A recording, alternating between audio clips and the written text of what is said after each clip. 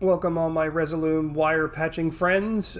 So this patch, I've made some nice little updates and some feature changes. One of the things that I notice is that the pattern really does really lend itself to being smaller, so I've scaled it down. You'll still be able to scale it up so that you'll have this kind of random generation at a larger scale, but you'll also be able to kind of shrink it down to get a kind of craziness to it. Also, some things that I've added is I've added this randomness option that will randomize the pattern. So if you have two versions of this being used on different layers, then they're not in the same places. You may want that. So that's what the randomness does, is it scales the pattern that's behind the scenes to make that squared off kind of randomness.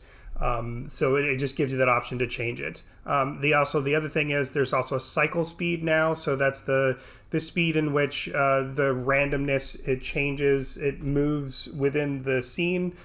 So the more randomness you have, the crazier it gets.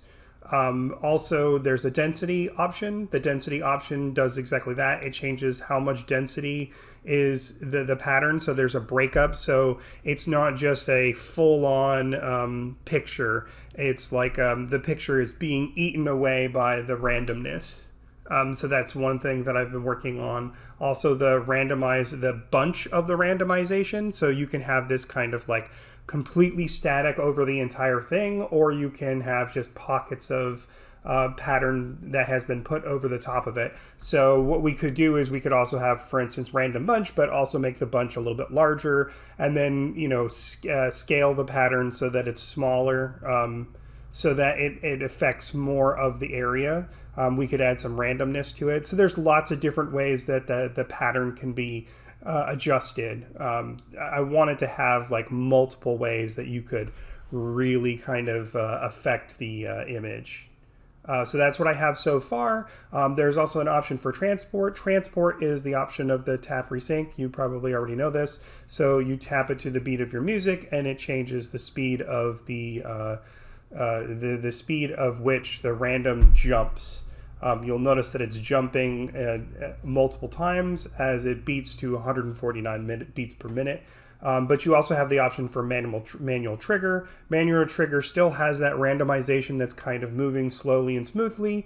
You can change that cycle speed so it's practically nothing. It still kind of cycles just a little bit, but it's not like a crazy amount. Or you can stop it completely. And then you also have the option to trigger that effect. So you can manually trigger it yourself, or you could set your FFT, external FFT, and then every time the beat is triggered, it would trigger that randomization. So I hope you like this. It's really coming along. The next thing is the pattern that's happening in the background. I want to change that pattern. Right at this moment, it's just diamonds and half rectangles, if you will.